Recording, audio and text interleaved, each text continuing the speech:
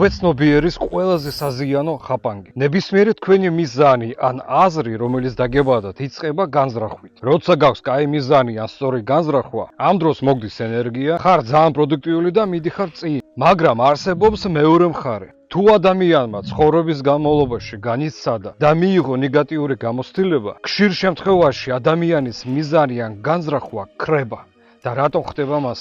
მე არ გავაგრძელებ ჩემს საქმეს, რადგან უკვე შევეცადე და მივიღე მარტო სტრესი. თუ სტრესი მომემატება, უფრო სწრაფად გახვდები ავად და სავარაუდოდ ადრე მოკვდები. ვერ გადავიტან ხალხის დაცინვას, რომ ისევ ჩავარდი და არაფერი არ გამომივიდა. ეს კიდე სირცხვილია და სულის განადგურება.